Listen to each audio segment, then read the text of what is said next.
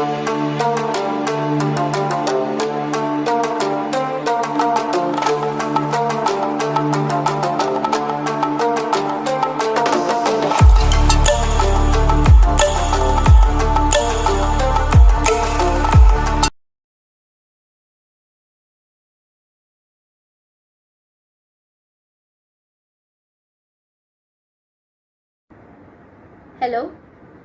my name is V Nandini and I'm a BTech graduate in Electrical and Electronics from VIT Chennai. And during the placement time, I had a CGPA of 8.75, and the company which I got placed in is Alstom. And Alstom is basically a French multinational company, and they provide green and smart mobility solution, and they are a worldwide operator and a manufacturer of rolling stocks.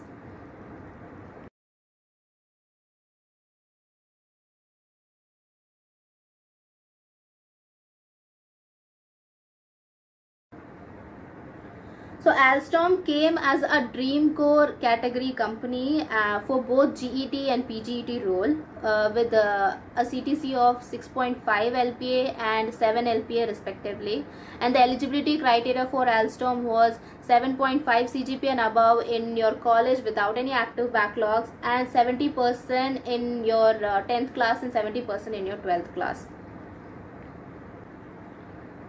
So after the application process, there were 4 rounds of selection process, and the first one was an aptitude test in Hire Pro.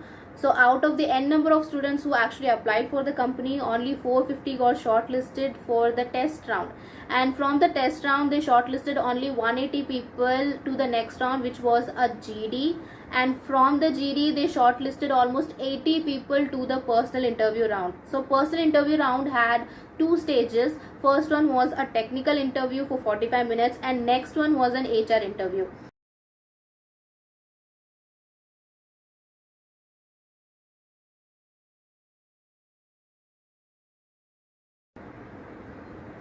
So after applying for Alstom, what I did was I read all the reviews from Glassdoor. I mostly do this for all the companies which I apply for.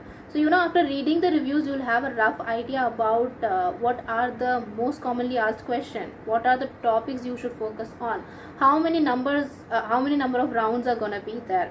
So after knowing this, you will have a rough idea about how to study for this particular company. So when it comes to the study part, I study aptitude from Arun Sharma, and I do practice questions from indiabix.com. And for the technical part, there is a YouTube channel called Learn Triply which I used, and there is a website called electronicsforyou.com from which I studied. So I think that is more than enough, and that's what I used.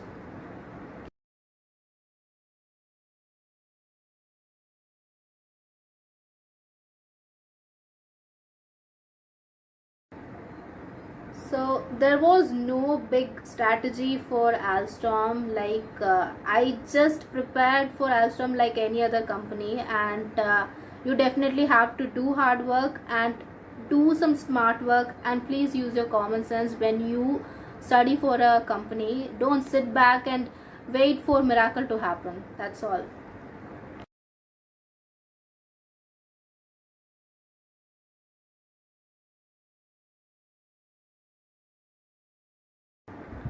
So talking about the technical and non-technical club, I think there is a huge difference when you're a part of something technical and when you're a part of something non-technical.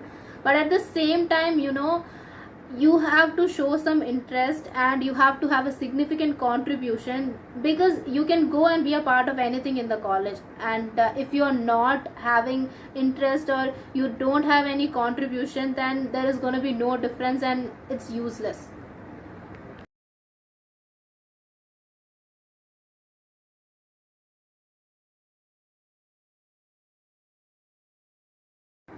So talking about the resume, which is the most important, the most commonly given advice is to have a single page resume. And to be quick, I'll just tell you that put your things in descending order, and if you have so many projects, just put 3 to 4 at max. And if you have 2 to 3 internship or even a one internship, just put it in your, nicely explain it, and list out your skills which you actually have, and your certifications and your achievements in college, etc., etc.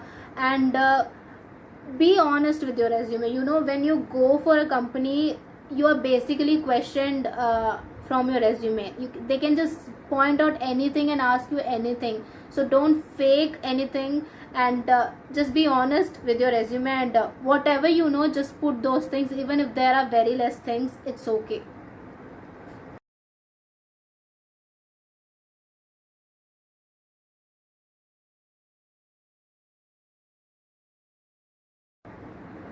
So talking about how important soft skill is, I think soft skill is the most underrated subject during college. But honestly, don't take soft skill lightly, because even if you have the best resume, you have listed out the best projects and internships, you need to clear the first round, and that is mostly an aptitude round or a coding round.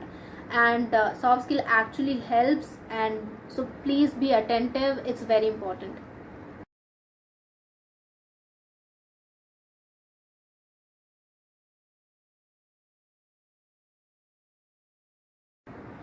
So how to maintain a good CGPA? This is really funny, because there is no shortcut way to maintain a good CGPA, because you really need to be consistent. You have to do good projects, you have to submit your assignments on time, you have to do all the lab work, and you have to do your exams well, you have to score good. That is the only way to maintain a good CGPA.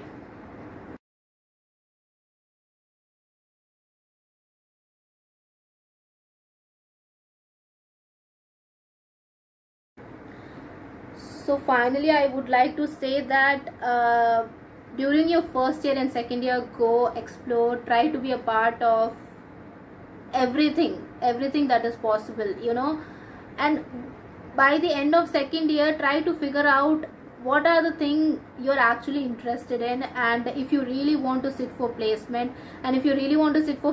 maintain a good CGPA. That is a must, and 8.5 and above is the safest line. And don't have backlogs. Even if you have backlogs, try to clear that by the end of third year, because fourth year you should have this in mind, that you have to only focus on your placement and your final year project and nothing else. So do hard work, smart work, and be patient, and all the best.